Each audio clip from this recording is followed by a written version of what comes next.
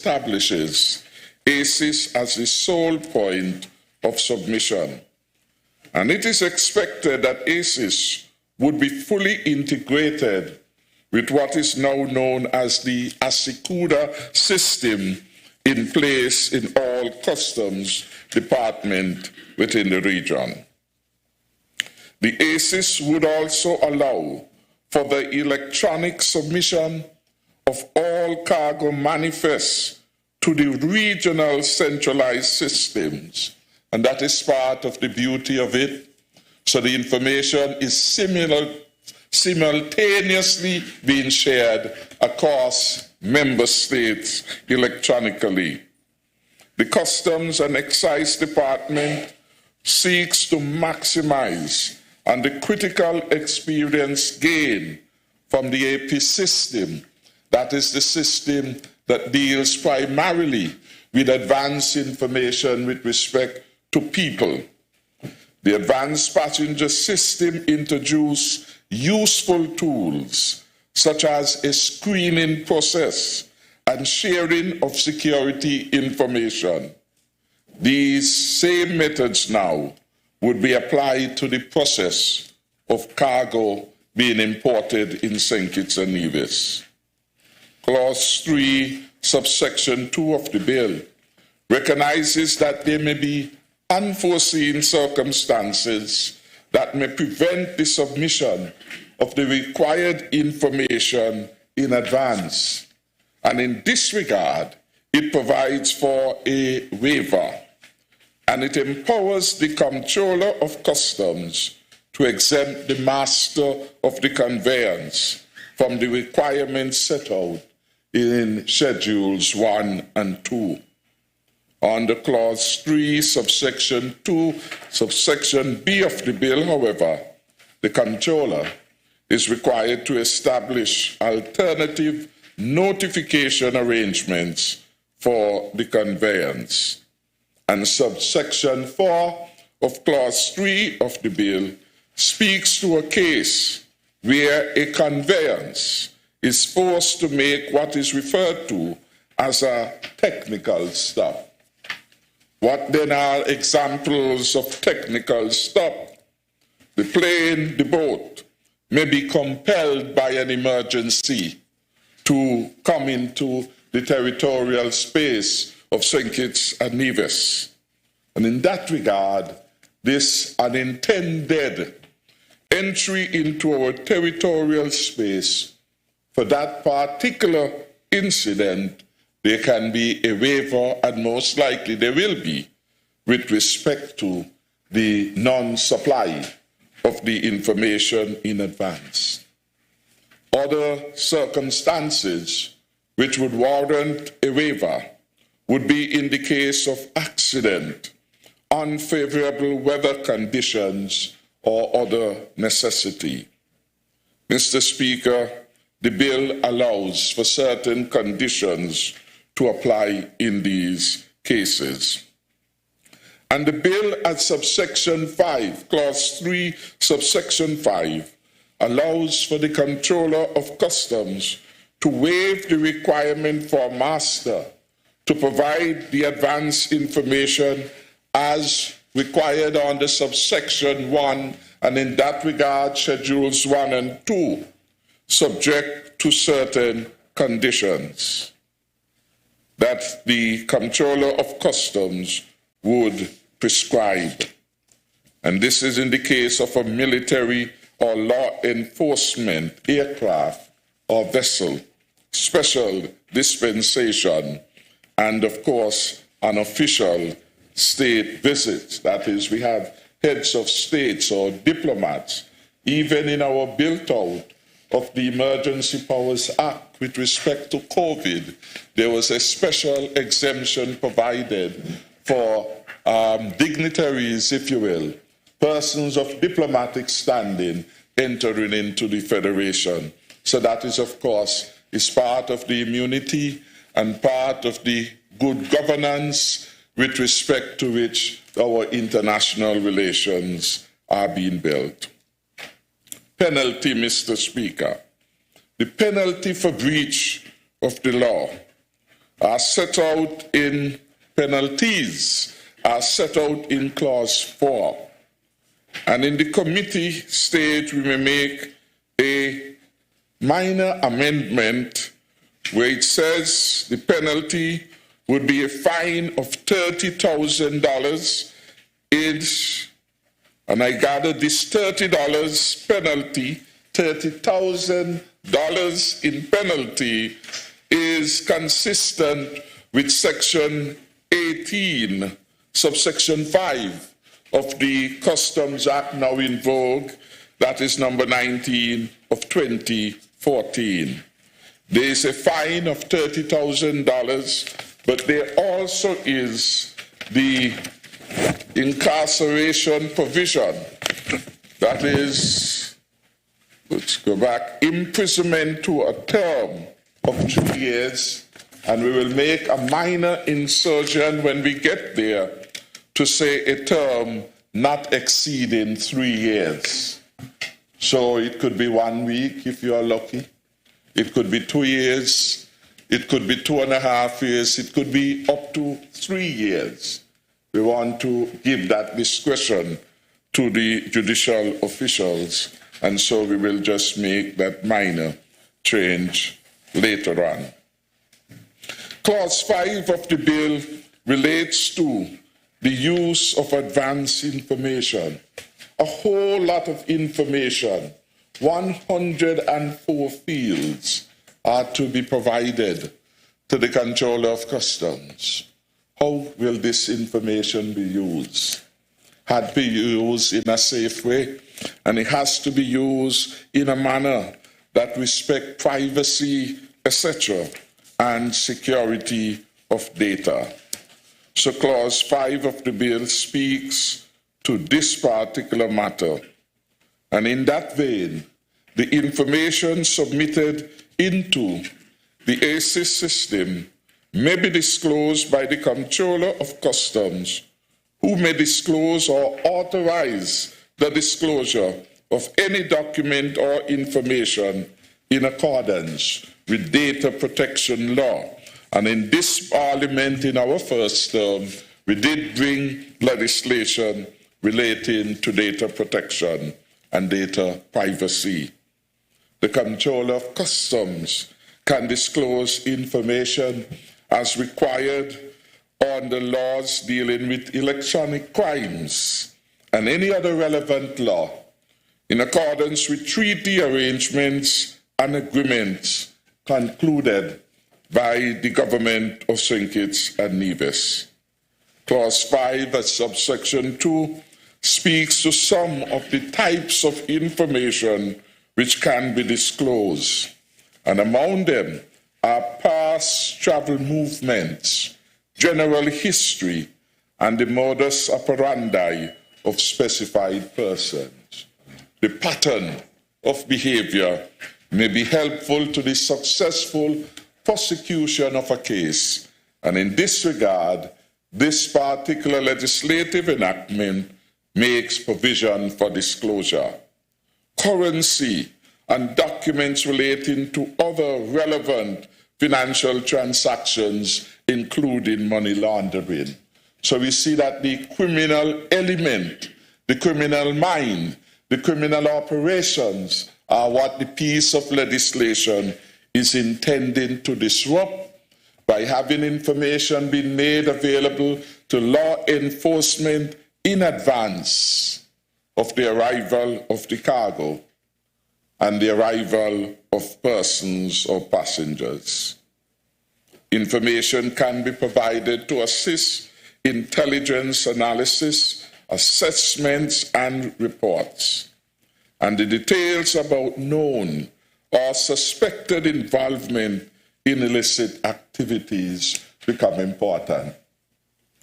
The phraseology of illicit actions, illicit actors, came to vogue in St. Kitts and Nevis in May of 2014, when the US government said that the last administration had lost its confidence because that administration, now rejected, was involved with illicit actors and accommodating them.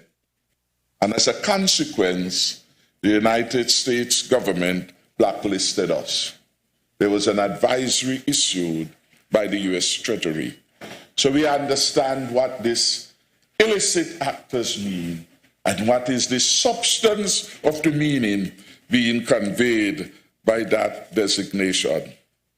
Subsection 5 of the bill says, impacts. This is a regional crime and security body established on the treaty arrangement in 2006 shall use the cargo and passenger data to conduct screening against databases and watch lists of cargo, crew members, passengers on the conveyances that enter into, depart from, and move within the regional space.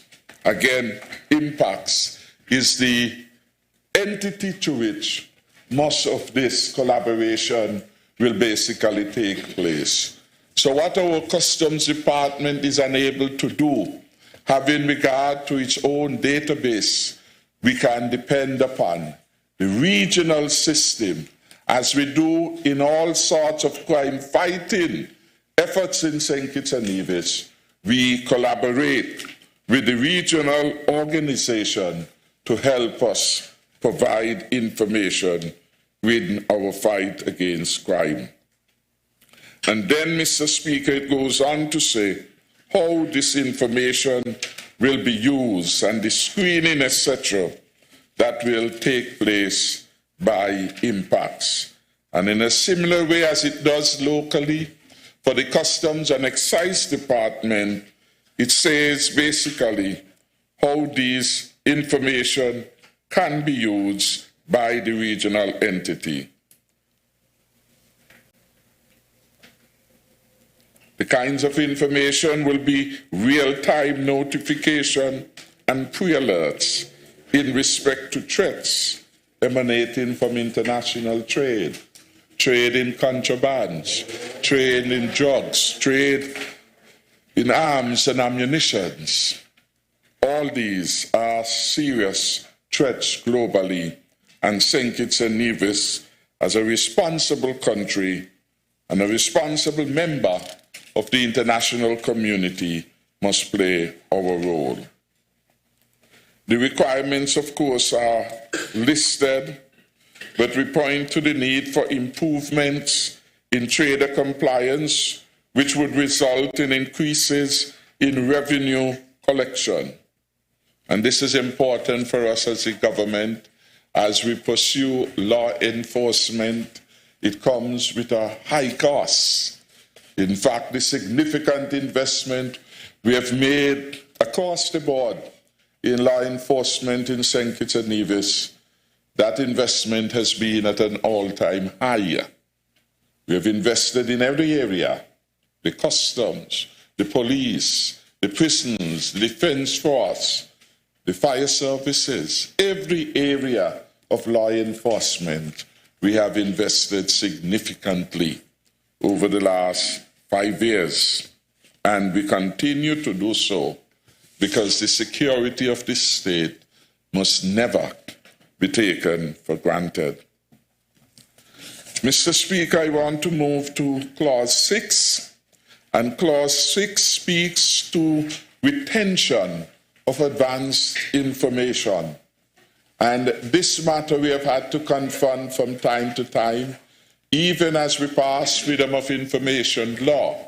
How long should information be validly be kept? Because there is a cost to preserving information and in managing the information that is with the government. Clause 6 says that such information will be retained for the period of 7 years from the submission of the information in ACIS, that is the Advanced Cargo Information System. Again, I'm advised that this is consistent with the requirement under Section 99 of the Customs Act number 19 of 2014. Clause 7 relates to the power of the minister, and in this case, the minister with responsibility for customs, the minister of finance in the case of St. Kitts and Nevis.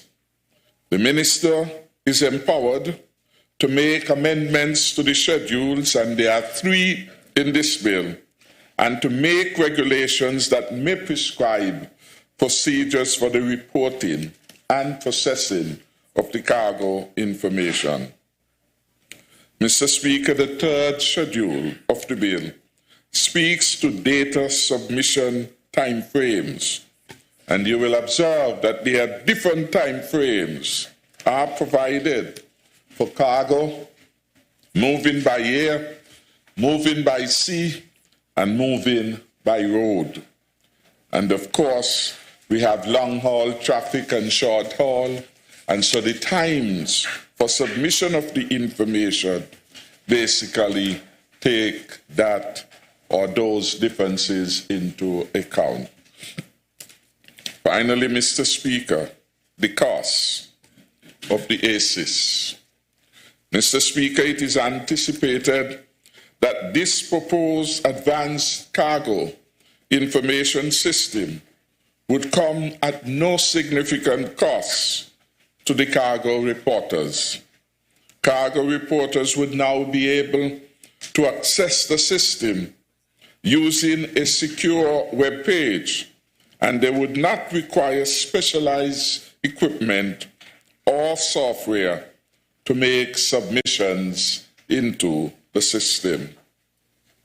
Additionally, Mr. Speaker, cargo reporters, businesses, and consumers would benefit from improved facilitation of legitimate cargo. And at the fulcrum of this, we are attempting to ensure only legitimate cargo enters the territorial space of St. Kitts and Nevis. So cargo reporters would now be able to access the system using the secure web page, etc. And we talk about the improved facilitation of legitimate cargo. This improvement would flow from the expected increase in efficiency of cargo reporting, having one system for submissions from multiple jurisdictions. So once you enter once, you need not enter for each destination you would go. And of course, the anticipated reduction of clearance times by the use of the risk assessment and the improve in the quality assurance. Mr. Speaker, the Advanced Cargo Information System forms a critical part of the World Customs Organization's safe framework of standards, and therefore assists participating countries to standardize and harmonize their electronic cargo information, all in support of regional and international trade. Access to regional and international intelligence database, which is what Impacts would provide, through the receipt of real-time notification and pre-alerts, improves the sharing of information between customs departments all over. These improvements in the screening of goods moving across our borders, Mr. Speaker, along with the present screening of passengers and crew, would provide an additional deterrent to international terrorism, transnational organized crime, and those who traffic in illegal narcotics, firearms, and ammunition. This would no doubt result in the improvement of the safety and security of citizens, residents, and visitors alike.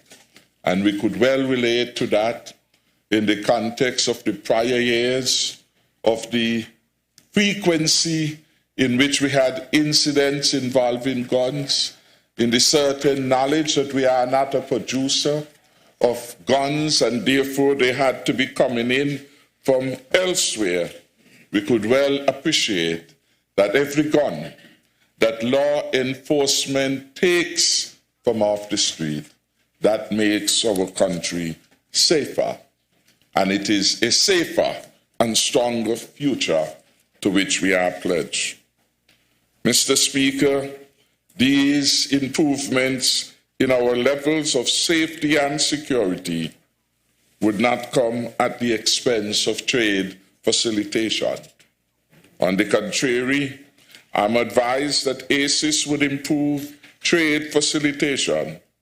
It would achieve this by allowing the Customs and Excise Department to better separate high-risk and low-risk cargo consignments, thus allowing for faster releasing times for legitimate cargo and increased detection of high-risk goods.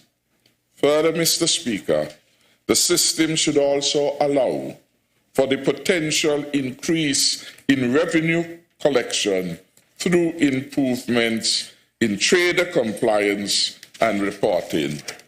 We spoke about the 104 data fields in the bill that is before us. A significant number of the data elements are with respect to declared values and seal details, 14 of them enumerated, number 66 to 79. We have value freight code, prepaid or collect indicator of the value code, the amount for the value code, the currency code, the customs value of goods, the customs currency code, the insurance costs of the goods, insurance currency code, overall freight costs, overall freight currency, etc., etc. When this information is provided in advance, the Customs Department have a more reliable basis on which to judge the valuation that people are putting on goods. Sometimes, Mr. Speaker, there are actors who will buy at one price and report at another price. And the Customs Department have to use their own independent judgment in attempting to ascertain what is the true value of the goods being brought into the country. The ACES system, by requiring these bits of data to be inputted in advance and showing the valuation given for insurance from supplier, etc., makes it less possible, not impossible, for people to hide their true value. So when people bring in goods and they have one price for customs and one price for something else, we are able to go through this in advance. And we are going to be able to at least slow it down.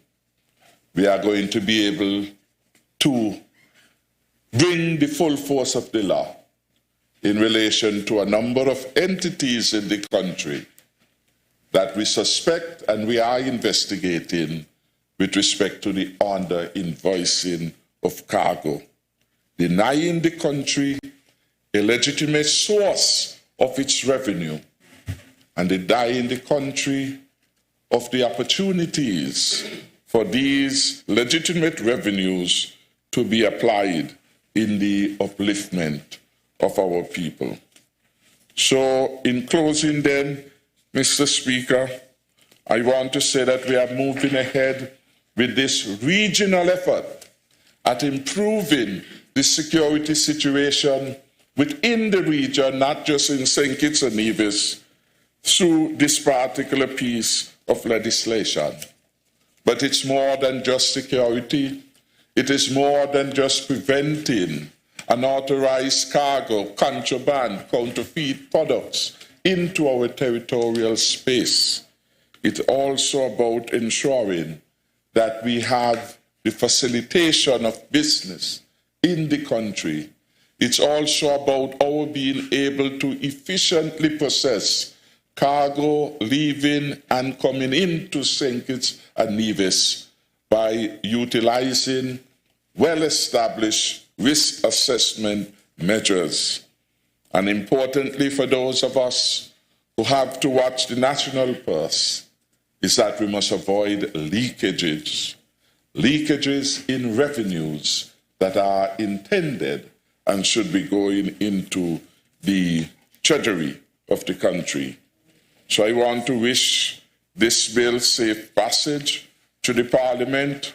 I want to commend Comptroller of Customs, Mr. Butler, for his fine leadership so far of the Customs Department, to thank his senior officers who have come out in support of the bill. I gather that they have read it in advance. It's an advanced information, cargo information bill, and so they should have read it already, that like their counterparts elsewhere within CARICOM, they give their fullest support. So again, Mr. Butler and your High Command, I want to thank you all for your work, to encourage you to continue to be the best border control officers anywhere in the world. May God bless you, and may God bless our Federation of St. Kitts and Nevis. Thank you, Mr. Speaker. Thank you, Honourable Member for St. Christopher 7 and Prime Minister Dr. Harris. I recognize the Honourable Attorney General Vincent Byron Jr.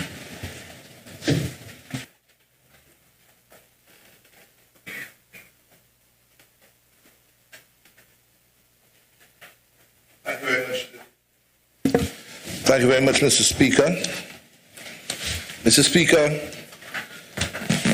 I rise to lend my support to the mover of the bill shortly entitled the Advanced Cargo Information Bill 2020. And I rise as well to second the bill that's currently before the House. As the short title indicates, Mr. Speaker, this bill seeks to facilitate the provision of advanced information relating to cargo on board aircrafts or vessels entering and leaving the jurisdiction of St. Kitts and Nevis.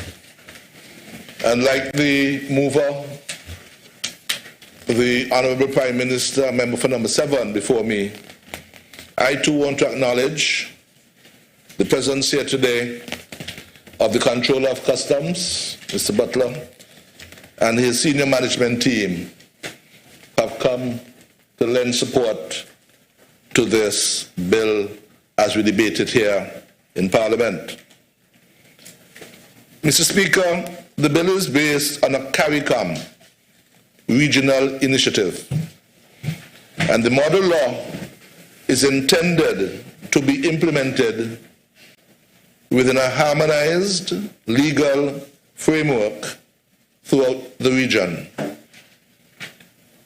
In that connection, the bill would seek to provide for the sharing of information with other CARICOM member states with a view to enhancing border security control efforts in relation to the movement of cargo.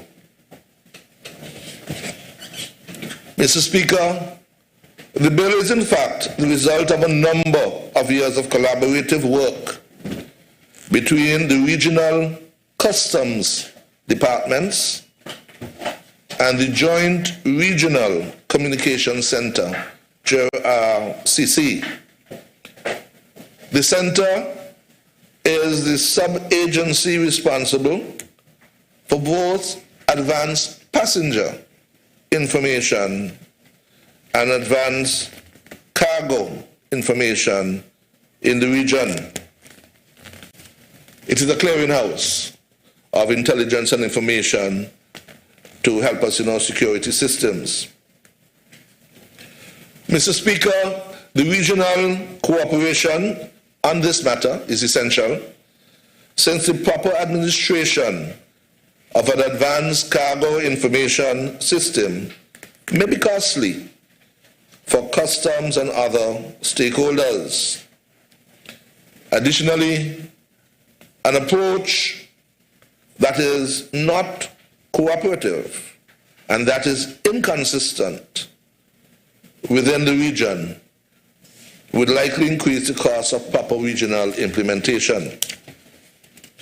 Mr. Speaker, there are also important benefits for businesses and regional governments. In that vein, a harmonized and standardized approach within the region is advantageous for all member states and would support more efficient border control, resulting in reductions in redundant inspections, storage, and costs related to delays. Mr. Speaker, at the national level, the bill will provide for better risk analysis for cargo entering and leaving the Federation. It is anticipated that the bill would facilitate the more efficacious utilization of electronic advanced cargo information and relevant data sets of information to identify high-risk cargo prior to arrival. The Customs Department would also be afforded additional time to scrutinize consignments prior to their arrival in the territory and to take appropriate steps for the purposes of safety and security. Mr. Speaker, the bill would also seek to ensure that the Customs Department is better able to separate cargo shipments into different categories and more efficiently match resources to the specific small number of shipments that require the maximum intervention of the Customs Department. In other words, Customs would be more efficient at tracking, monitoring, and profiling cargo as it enters St. Kitts and Nevis. As a consequence, this is expected to facilitate a more expeditious process for the clearance of low-risk consignments. In time, Mr. Speaker, the enactment of this law would lead to the building of capacity to make more informed decisions on interdiction of goods at the borders, and this would likely result in a more secure supply chain, as well as enhanced trade facilitation and economic growth. Mr. Speaker, the Customs Department remains resolute as it continues to seek to ensure that our laws and regulatory system aligns with both existing international standards and business practices applicable to the movement of cargo. Mr. Speaker, one of the advantages that the advanced cargo information should provide is that of enhanced security both domestically and regionally. In fact, one of the key recommendations for our CFATF obligations, that is the Caribbean Financial Action Task Force obligations, is the ability to provide a sound, efficient, and secure cross-border control network. And in that vein, Mr. Speaker, this bill is a reminder that effective law enforcement and national security are far-reaching and complex endeavors. We cannot rely solely on the efforts of the police, and so we have to recognize the important and critical work of the customs in our jurisdiction. In that regard, Mr. Speaker, Both our domestic security and our international obligations compel us to seek to eliminate, prevent, and to detect money laundering, drug and arms trafficking, and other illicit trade which can contribute to the proceeds of crime. Fraudulent invoices and smuggling of goods are also elements that need to be monitored and controlled.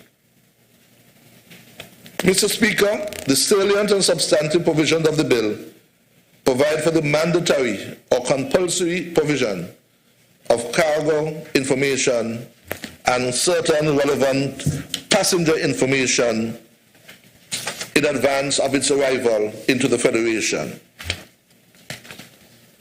And in that regard, Mr. Speaker, we would note that when we come to committee stage, that we will be making certain minor modifications, as been pointed out by the mover of the bill, in relation to some of the clauses in the bill.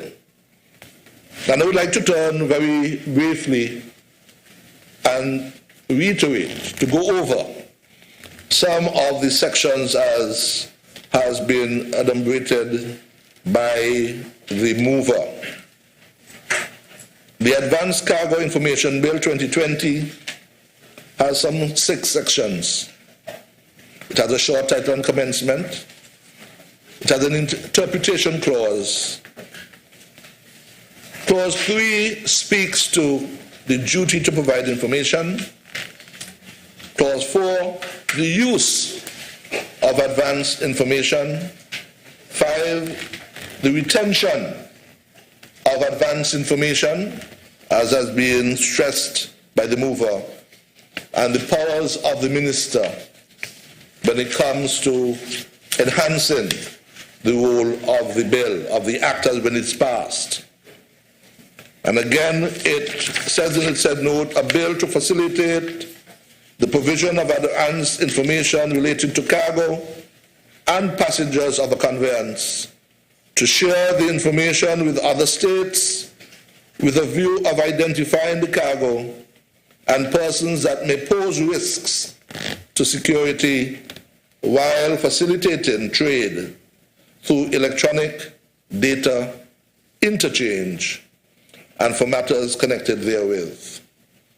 That basically is what we debate here today. And of course, the interpretation section is critical because it speaks to advanced cargo information. ACI means manifest, it means an area bill, it means a bill of lading information or data set out in the first schedule in respect of cargo, stores, including all imports, exports in transit and transmission of goods, and B, any package of which there is no bill of lading or area bill on board of any conveyance. And it goes on to describe a number of sections of what the air cargo information system is. When we come to our committee stage, Mr. Speaker, we would want to modify the term,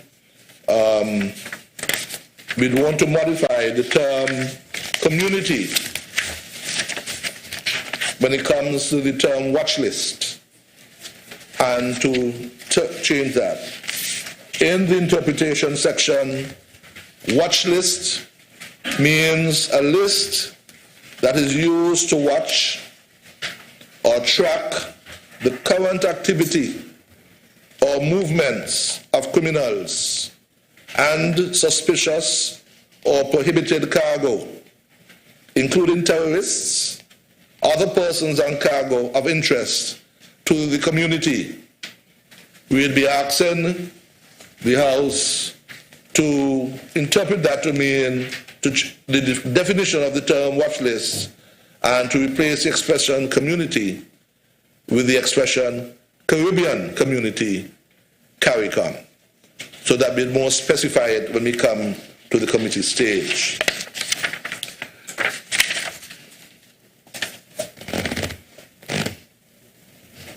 We'd also want, Mr. Speaker, that we'd want clause 3 to be noted, that it provides for the duty, the terms and conditions for relevant persons to provide advanced cargo information to appropriate authorities.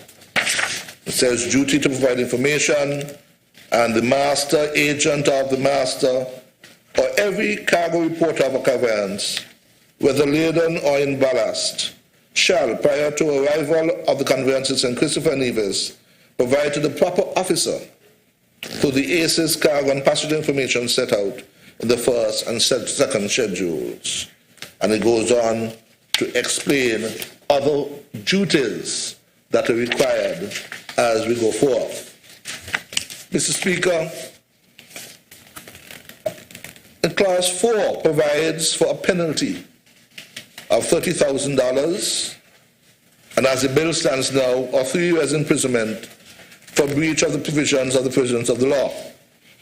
And I would want to say, as the mover of the bill has stated before, that we would want to modify this particular clause at committee stage, where it has, as it is stated here, a mandatory option of imprisonment for a term of 3 years, to make it more amenable to our judicial system, where in a summary court, magistrate's court, the judicial officer will have the discretion to apply the clause. And here we will term it a term of imprisonment not exceeding 3 years or up to 3 years. The judicial officer has that discretion when it comes to these matters. In clause 5, Mr. Speaker, the bill provides for the legitimate use and sharing of the advanced cargo information, and under clause 5, provision would be made for the lawful sharing of that information amongst CARICOM regional customs departments through the CARICOM Implementation Agency for Crime and Security. Very critical regional security arm known as IMPACTS, and a sub-agency that has been referred to before, that is the Joint Regional Communication Center of JRCC.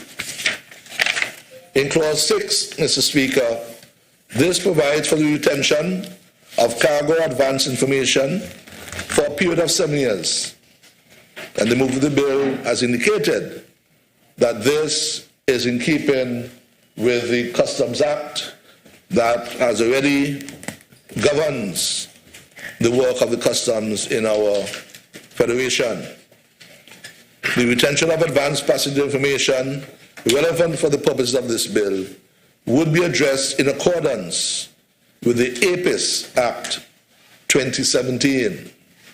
And in that regard, at committee stage, the citation for the advanced passenger information bill, which is in this bill, will be corrected to refer to the year 2017 when it was passed, and instead of 2019. In clause 7, Mr. Speaker, this provides for the powers of the minister, and the minister responsible for customs, and in this case the Minister of Finance, to amend the first schedule and the third schedule of the bill. The clause also provides for the power of the minister to make relevant regulations, and in that connection the first schedule provides detailed information on the advanced cargo information for the electronic manifest management of the automated system for customs data, known as ASICUDA.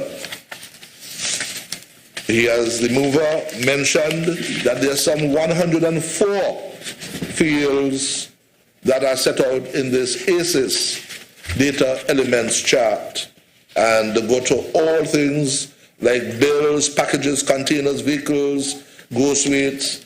These are mandatory things that must be given, and a whole list of data elements that are critical to the work of customs as they protect our borders and ensure that relevant taxes and duties are paid. Mr. Speaker, the second schedule details the nature of advanced passenger information that would be relevant for the purposes of this law, and the third schedule provides for the timeframes for advanced cargo data submission. Finally, Mr. Speaker, the introduction of the proposed new legislative framework for advanced cargo information would undoubtedly enhance and strengthen the capacities of our Customs Department to serve us in a manner that would further fortify our legal system, that it would enhance our national border security control system, and also advance global security. And I would want to wish it safe passage to this honorable House. May it please you, Mr. Speaker. Thank you, the Honorable Attorney General. I recognize the Honorable Minister of State, Wendy Phipps. My apologies. Thank you, Mr. Speaker. I too seek your leave to rise and make a small intervention on the debate for the bill before us, shortly entitled the Advanced Cargo Information Bill.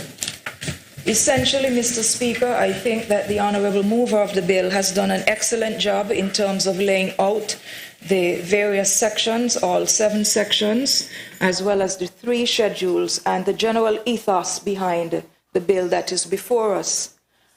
Like him and the Honorable Attorney General, I would also like to join in my commendation of the Customs and Excise Department in the support they would have put behind this piece of legislation that is intended to be adopted across all of the member states of CARICOM.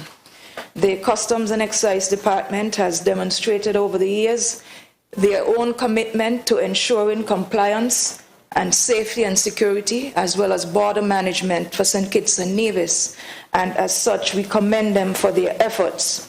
But if I could briefly put into context why we are here, without belaboring the points already laid out by the 2 previous speakers, I would hasten to add that the Advanced Cargo Information System really has come about from about the 1980s, where the UN Conference on Trade and Development would have begun a process of looking at developing countries across the world in terms of their transport chain components, and to look to see where those trading systems may have had physical as well as non-physical obstacles that were designed to impede trade. And what you wanted is trade facilitation at all costs, bearing in mind some of the benefits laid out by the previous speakers as to why, when you put something like this in place, you gain all of the necessary benefits, including reduction in risk, revenues for governments being optimized in terms of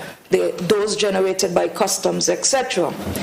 And as such, what UNCTAD would have done, the same United Nations Conference on Trade and Development, would have been a critical assessment of the member states' levels of development. They would have also done similar exercises in the African Union, throughout the continent, starting in territories such as Lesotho and so forth, in terms of looking at where the weaknesses existed and trying as best as possible to come up with systems that would make sure we have a more well-defined global synchronized space in which we do business that cuts down on the impediments, the illicit actors, fraud, and everything else that would hamper global development. And to prove that the Customs and Excise Department had remained on top of things, as recently as January of 2019, St. Kitts and Nevis would have played host to a regional workshop here from Impacts, looking at the same ACES system that would eventually be coming on stream. And then by around May of 2019, several months later, we would have had Grenada coming out first in terms of the implementation of the ACES, followed by Antigua and Barbuda, St. Vincent and the Grenadines, and then Dominica. So of course we are now following these particular territories in putting in place the Advanced Cargo Information System, which, if my research is correct, based on our context in the region, since ACES is a generic term, is that our system would be part of EMA, which is the Electronic Manifest Management Executor System, thereby calling it EMA, as I stated earlier. What I would want to do with the little bit of time that I promised to be on the floor is to basically remind us that what we are really trying to do is to implement a toolbox that really creates a set of transportation logistical information that we can then use to render technical assistance for trade facilitation. That is it in a nutshell.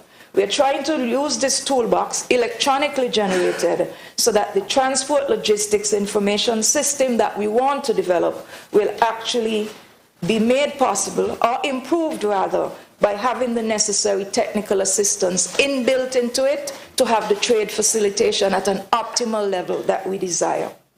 And once that is in place, and thankfully, as the Honourable Mover of the bill has indicated, it is not something that is costing St. Kitts and Nevis a fortune, because the entire program has been funded by the 10th European Development Fund because of the leadership of Impacts in taking the charge to implement this throughout the entire region.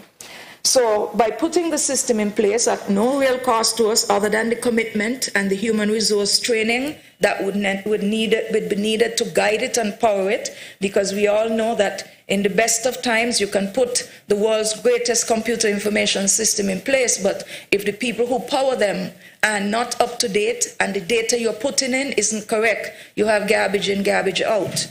So we would have to have the contingent training and updating of that system and the training continuously over time so that we remain current. But if I could get to some of the benefits of the ACI, some of which the previous speakers have noted.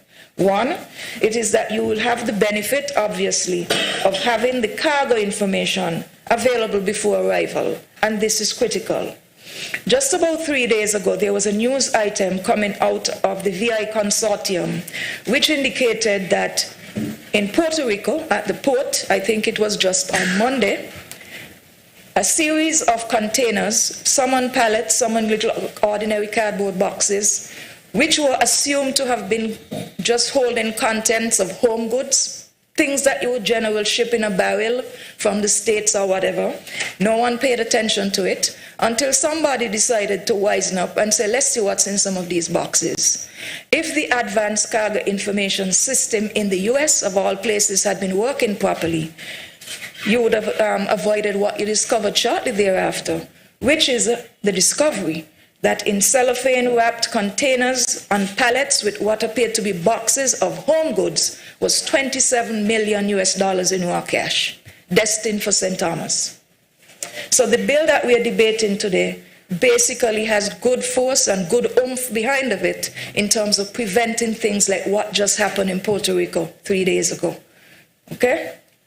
We go on to other benefits. Reduce port agents' costs. The Honourable Mover of the bill spoke to that, because let us not forget, we are monitoring movement of goods, but not just goods coming in. We are monitoring goods going out, because St. Kitts and Nevis is still very much an export nation by virtue of the manufacturing presence that we are still privileged to have here in the Federation.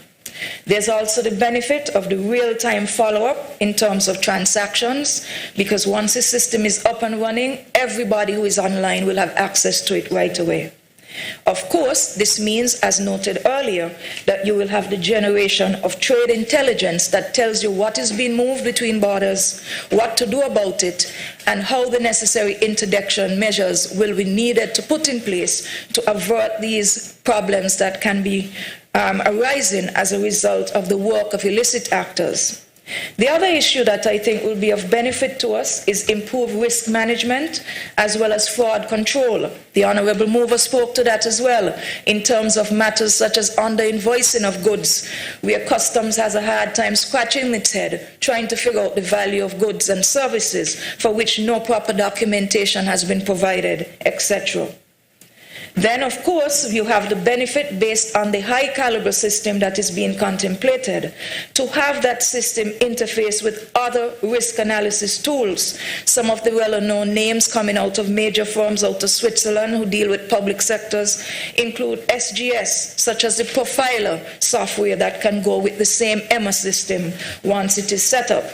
And it has the benefit, once you can have that type of interface taking place, that you basically are able to identify the threats that could come up, not just in terms of national security, but also in terms of public health, security in general, the legal aspects of everything else, as it relates to trade, before the cargo arrives in the intended destination. And of course, it can also allow you the benefit to interface with other customs management systems, because obviously the customs and excise departments around the world will not just be operating on just one system, thereby calling it ACES. They would have their own internal systems that allow them to monitor cargo and to work in proper fashion with the relevant port authorities who are their primary partners. Essentially, Mr. Speaker, what I would also wish to point to is that for the system to work properly, you must have the close monitoring of the system, you must have the accuracy of recording, and you must ensure that the data in all points would be accurate. It means that not only is the Customs and Excise Department of St. Kitts required to make sure that it is accurate in terms of what it's putting in the system, but it also has to hold the feet of your other colleagues throughout the region to the fire. Because what they put in impacts what you're able to work with at the same time. And as a result of that, it stands to reason then that the world customs organizations will have to work very closely together so that you optimize the type of results that you would want to get out of the system. And of course, the results being optimized, again, comes down to a certain extent, not just in terms of remaining current once the system has been put in place, but making sure that the necessary updating of the software, of the technology, the hardcore equipment that is being used will be up to date to meet the challenges. Because let us not think even for a moment that just because we are now going to be part of this EMA system where you have technology at your fingertips, that the criminal element will not be using the same technology to try to outsmart you at what you're trying to overcome. So that too is a consideration going forward. So obviously, what I would wish to say then is that the bill, I wish it safe passage, but at the same time, we would hold a certain level of responsibility right in the lap of the Customs and Excise Department to use the system well, to upgrade it when necessary, to avail yourself of training, to update it, to capitalize it when the time comes for that, and to make sure that you remain current with your training, so that at the end of the day, what we achieve is a system that is comparable to what obtains anywhere else in the world, because regardless of our smallness, we do not get a free pass in terms of presenting ourselves with substandard products and outputs and levels and standards compared to the rest of the world. With those few words, Mr. Speaker, I wish the bill safe passage. Thank you.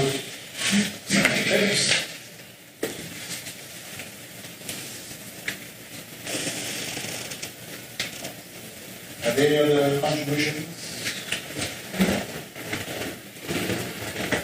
Mr. Speaker, sir,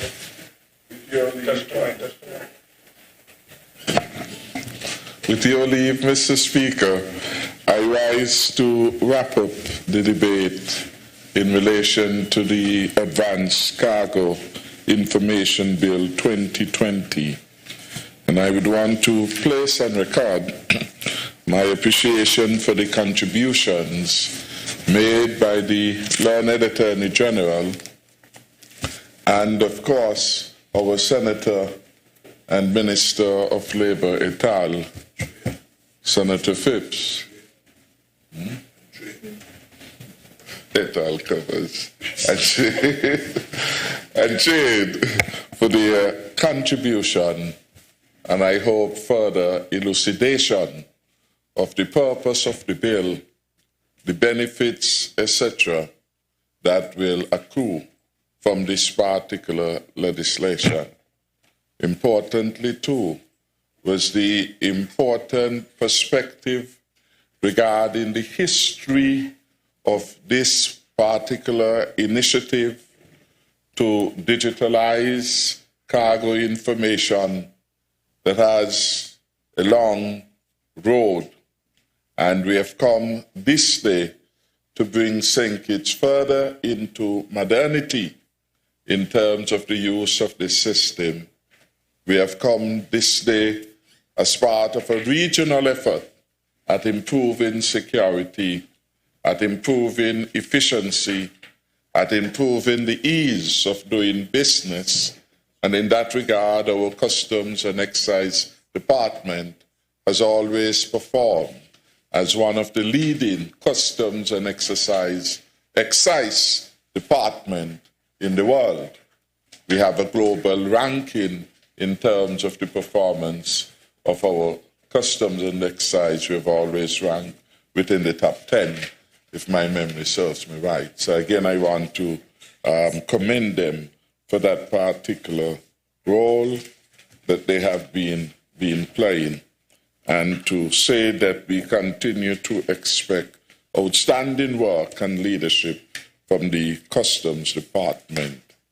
We note that in our context, in addition to being an important element of our border control law enforcement mechanism, the Customs and Excise Department is the second most important collector of government revenue, largely collections as they relate to international trade. Of course, the Inland Revenue Department is the lead collector of revenue in the country. The Customs Department is the second most important one. I want to recognize, as I started doing, the entire team that is here. We have Mr. Jorma Butler, the Acting Controller of Customs. We have Mr. Reginald Walters, he's our Financial Analyst. We have Ms. Lonlia Archibald, Senior Assistant Controller of Customs. Desroy Daniel, Assistant Controller of Customs. Elmar Martinez, Assistant Controller of Customs. I want to thank each of them for their outstanding leadership. Some have been with the department for many, many years, and we want to place and record that their service has been excellent and well-deserving of commendation. Mr. Speaker, I won't add more to the conversations and the contributions we have had on this bill. It is critically important that we move forward into the future, again to recommit to the stronger and safer future that we had put for discussion and determination by the public in the run-up to the June 5th general elections, and the people supported that future. Put in that broad context, what we are attempting to do today is to safeguard that future, consolidate it to this piece of legislation. I therefore would ask that the bill be read for the second time and that it goes to the committee stage, with your permission, sir. Thank you. Honorable move of the bill.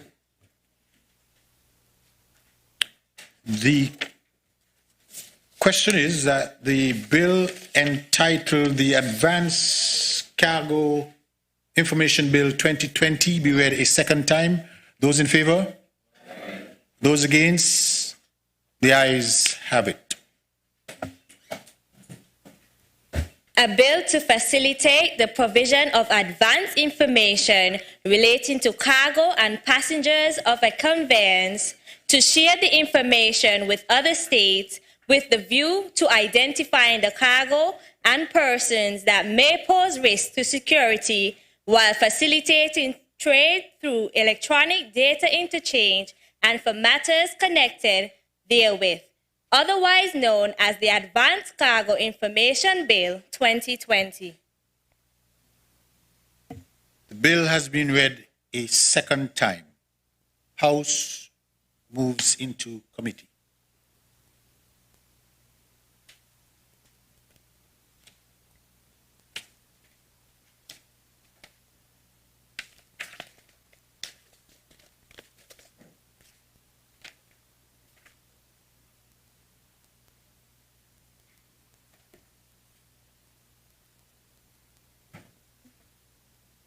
Clause 1.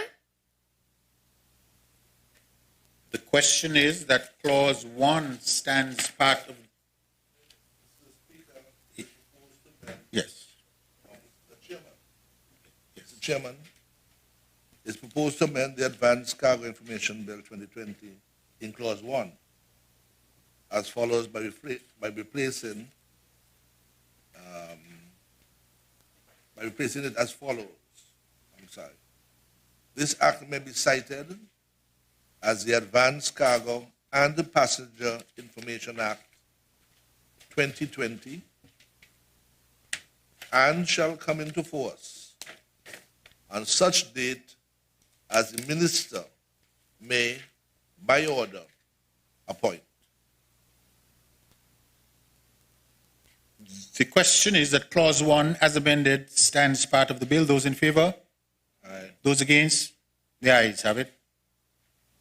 Clause 2. Mr. Chairman, it is proposed to amend the Advanced Cargo Information Bill 2020 in Clause 2 in the definition of the term watch list by replacing the expression community with the expression Caribbean Community CARICOM. The question is that clause 2 as amended stands part of the bill. Those in favor? Those against? The ayes have it. Clause 3. The question is that clause 3 stands part of the bill. Those in favor? Those against? The ayes have it. Clause 4.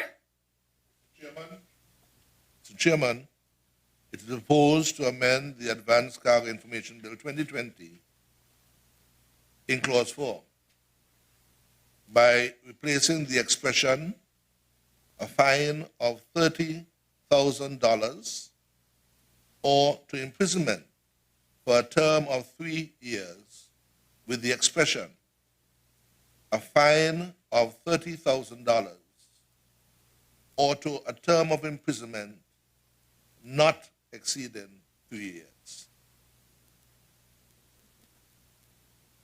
Honorable member, just a question from me.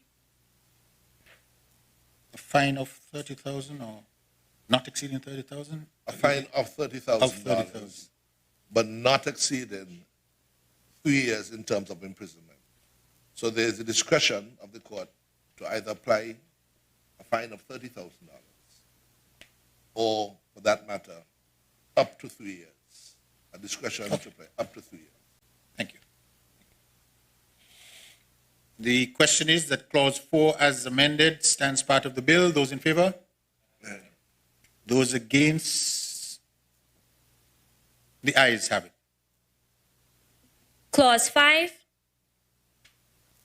Mr. Chairman, it is proposed to amend the Advanced Cargo Information Bill 2020 in Clause 5 by replacing the expression data privacy and computer misuse and abuse act, the controller may disclose, with the expression Data Protection Act 2018, Electronic Crimes Act 2009, and any other relevant law, the controller may disclose. The question is that Clause 5, as amended, stands part of the bill. Those in favor? Aye. Those against? The ayes have it. Clause 6. Mr. Chairman, we propose to amend the Advanced Cargo Information Bill 2020 in Clause 6 by replacing the expression 2019 with the expression 2017. The question is that Clause 6, as amended, stands part of the bill. Those in favor? Aye. Those against? The ayes have it. Clause 7. The question is that Clause 7 stands part of the bill. Those in favor? Aye. Those against? The ayes have it. Schedules 1 through 3. The question is that the schedules stand part of the bill. Those in favor? Aye. Those against? The ayes have it. The enacting clause. The question is that the enacting clause stands part of the bill. Those in favor? Aye. Those against? The ayes have it.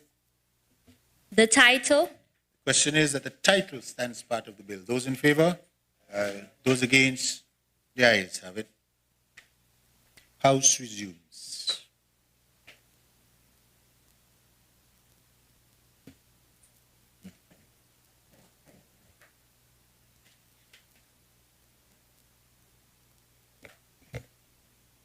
Mr. Speaker, I rise to report that the Advanced Cargo Information Bill 2020 has gone through committee stages with several amendments which have been circulated.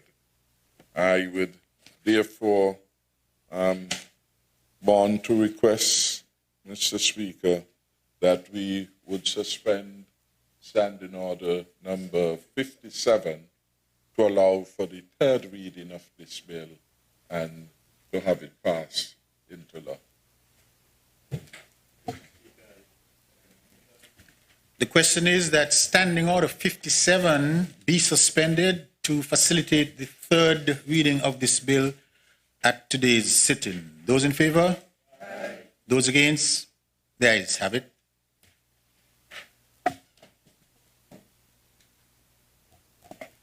A bill to facilitate the provision of advance information relating to cargo and passengers of a conveyance to share the information with other states with a view to identifying the cargo and persons that may pose risks to security while facilitating trade through electronic data interchange and for matters connected therewith, otherwise known as the Advanced Cargo Information Bill 2020.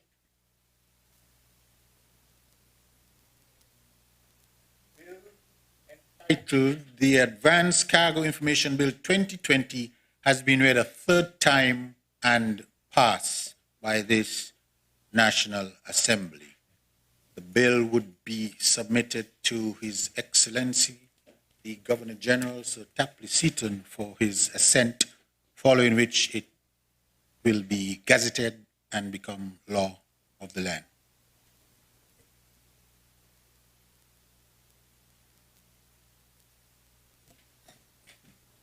Motions, resolutions, adjournment,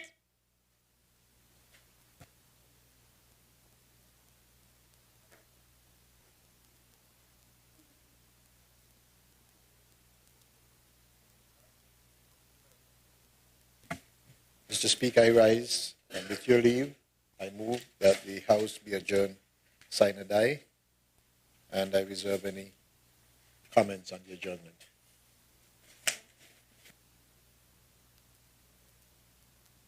Mr. Speaker, I rise to second the motion.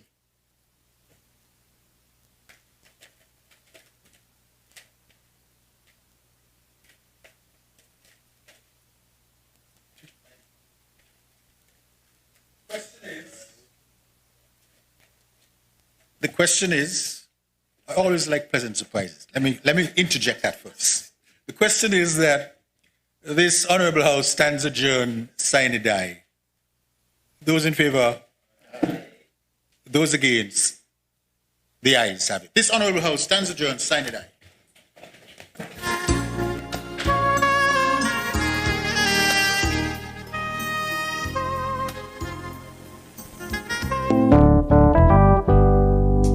As you settle into the new normal, it's time to get your customers back. Let them know that you're still in business. During the closure, many of your customers found other places to shop, places with competitive prices, smiling store clerks, and great customer service. It's the new normal, and advertising your business is critical.